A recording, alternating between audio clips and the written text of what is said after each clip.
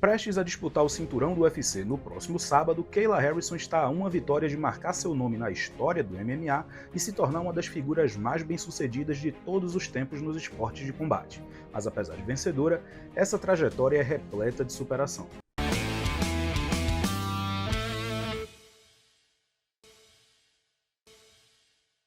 Fala galera, beleza? Meu nome é Luiz Antônio Cardoso e sejam bem-vindos ao Super Lutas. No vídeo de hoje eu vou contar a história da Kayla Harrison, desafiante ao cinturão peso galo feminino do UFC neste sábado e quem sabe a próxima adversária da Amanda Nunes. Mas antes já vai deixando o like nesse vídeo e se inscrevendo no canal para acompanhar todos os conteúdos do Super Lutas aqui no YouTube.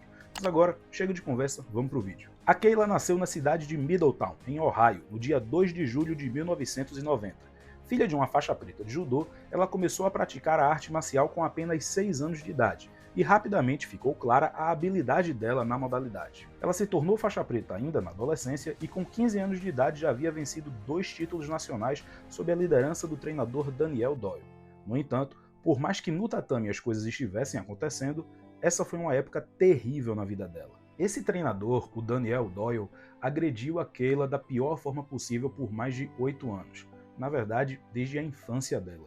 E infelizmente, nesse período da vida, ela ainda não tinha as condições psicológicas para contar para a família o que estava acontecendo. Ainda bem que aos 16 anos ela conseguiu contar para a mãe tudo o que estava acontecendo na vida dela e felizmente tudo mudou. Uma denúncia foi feita contra o treinador, ele foi detido e condenado a 10 anos de prisão. Eu nem preciso falar como tudo isso foi muito difícil para Kayla. Ela passou por problemas psicológicos muito sérios, de uma forma que ela chegou a considerar desistir de tudo.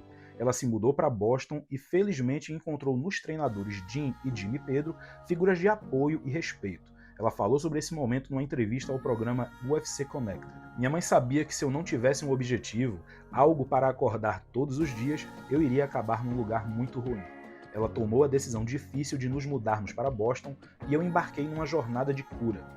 Meus novos treinadores não só mudaram a minha vida, eles salvaram a minha vida. A partir desse momento, as coisas mudaram da água para o vinho. Em 2008, com apenas 18 anos, ela foi campeã mundial júnior na categoria até 78 quilos. No ano seguinte, ela ficou com a medalha de prata e entrou para a história ao se tornar a primeira norte-americana a ir para 2 finais consecutivas no Mundial Júnior. Em 2010, ela conseguiu vencer o Mundial como adulta, a primeira pessoa nascida nos Estados Unidos a realizar esse feito em 11 anos. A título de curiosidade, o último a ser campeão mundial tinha sido justamente o treinador dela, Jimmy Pedro. Ela também foi campeã pan-americana nos Jogos de Guadalajara em 2011, mas o objetivo dela de verdade eram as Olimpíadas de Londres, no ano seguinte, e lá o futuro reservou momentos muito especiais para ela.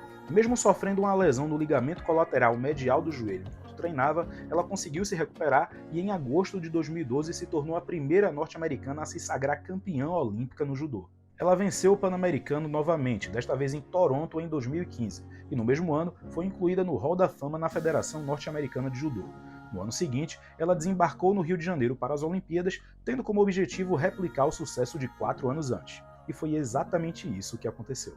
A Kayla conquistou mais uma medalha de ouro olímpica, um feito também inédito. Nessa mesma época, ela foi promovida ao 6º Dan na faixa preta, a pessoa mais jovem nascida nos Estados Unidos a receber essa honraria. Ao longo dessa carreira muito vencedora no judô, dá para afirmar que uma das principais adversárias da Kayla foi uma brasileira. Ela e a Mayra Guiar se enfrentaram 17 vezes, com um placar de 9-8 a favor da norte-americana. Elas se enfrentaram nas semis das 2 Olimpíadas que a Kayla ganhou, além de 2 vezes em campeonatos mundiais. Uma outra pessoa com quem a Kayla acabou sendo associada foi a Ronda Rousey. As duas treinaram juntas durante alguns anos no time olímpico de judô e chegaram inclusive a dividir alojamento. A Ronda, 3 anos mais velha, acabou sendo uma figura importante para ela no início da carreira. E depois que a Rousey fez a transição para o MMA e se tornou uma das maiores estrelas da história do esporte, se especulou na mídia se a Kayla faria a mesma coisa. Naturalmente, foi isso que aconteceu. Em outubro de 2016, pouco depois de ganhar as Olimpíadas pela segunda vez, foi anunciado que ela havia assinado contrato com o World Series of Fighting, para trabalhar como comentarista e eventualmente estrear no MMA. Nessa mesma época, o WSOF se tornou o evento que hoje conhecemos como PFL. Ela escolheu a American Top Team como o local para desenvolver as habilidades no esporte, uma das maiores e mais respeitadas academias do mundo, lar de nomes como Alexandre Pantoja, Renato Money Moicano e Amanda Nunes. Ela fez a estreia no MMA em 2018, na categoria peso leve, que nem existe no UFC. Ela venceu com uma chave de braço no primeiro round e ainda conseguiu mais 2 vitórias naquele mesmo ano. todas na via rápida. E olha, por mais que o nível das adversárias nesse primeiro momento não fosse a elite do esporte, é impressionante como a Kayla desenvolveu um estilo muito bom para o MMA.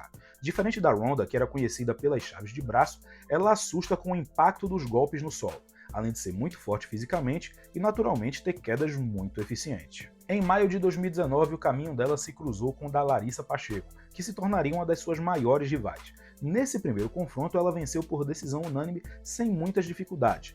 Vale lembrar que a brasileira aceitou esse confronto em cima da hora, depois que a adversária original da Kayla teve que se retirar do combate. Depois de mais 2 vitórias tranquilas na temporada regular, ela e a Larissa se enfrentaram novamente, desta vez na final do torneio peso leve, com $1 milhão em jogo.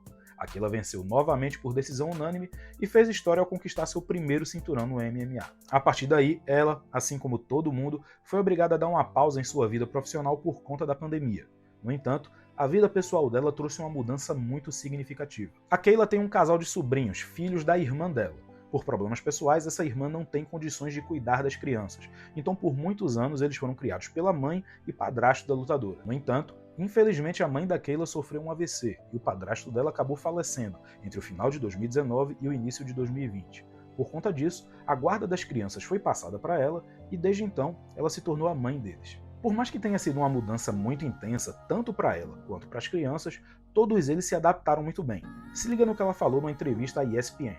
Eles te dão um novo senso de propósito, tipo, estou lutando pela minha família, estou lutando por essas 2 crianças, quero ser o melhor modelo possível para elas, quero deixar um legado e quero deixá-las orgulhosas. É algo totalmente diferente quando você tem filhos. Em novembro de 2020, ela deu um passo importante ao estrear na categoria peso-pena, e ela fez isso lutando no Invicta, graças a uma liberação do contrato com a PFL. A adversária dela foi a Courtney King e ela venceu por nocaute técnico depois de dar uma surra na oponente. Por mais que ela já tivesse vencido o torneio peso leve da PFL em 2019, ela queria repetir o feito, e foi exatamente isso que aconteceu em 2021. Ela levou outro $1 milhão para casa após vencer 4 adversárias ao longo do ano, todas pela via rápida. Durante todo esse tempo também era comum que ela afirmasse ser a melhor lutadora do mundo e manifestasse o desejo de enfrentar a Amanda Nunes. Isso chamava muita atenção, porque além de serem atletas de organizações diferentes, elas também treinavam na mesma academia. Nessa época ficou evidente que a Kayla era o principal nome da PFL. Vale lembrar que o Francis Ngannou só foi assinar com a organização em 2023, no mesmo ano em que o Bellator foi adquirido. Além disso, ela estava invicta com um cartel de 12 vitórias e nenhuma derrota, mas tudo isso estava prestes a mudar.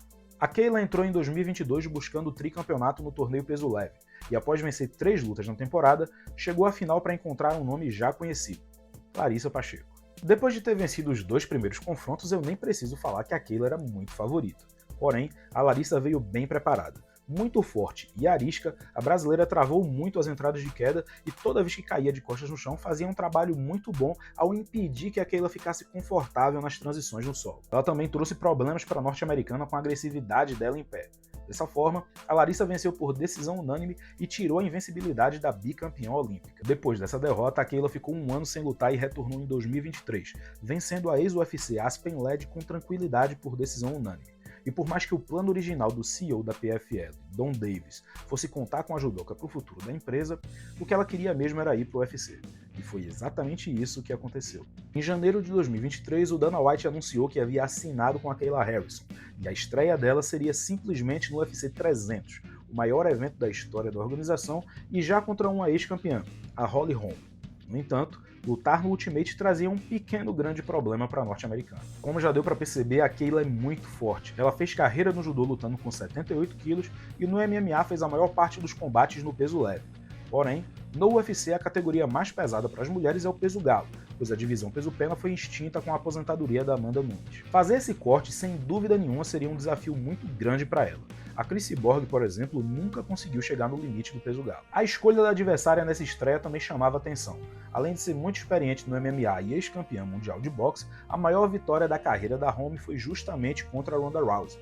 Então, a estreia da Kayla trazia alguns elementos muito interessantes. Claramente exaurida, ela conseguiu bater o peso e na hora de subir ao octógono ela simplesmente dominou a Holm. Depois de controlar a oponente no chão, ela pegou as costas e finalizou com o mata-leão do segundo round. Essa vitória já colocou a Kayla como uma das melhores do mundo e candidatas ao title shot, até porque, na época, a Holm era a 5ª colocada no ranking da categoria. Apesar disso, ela ainda teria que vencer outra referência da divisão, a Ketlen Vieira. Cria da nova união e com mais de 8 anos no UFC, a brasileira já tinha enfrentado os melhores nomes da categoria e era uma das principais candidatas à disputa de cinturão desde 2018. Além disso, ela também possuía uma das melhores porcentagens de defesa de queda da história da divisão, então prometia ser um duelo bem desafiador.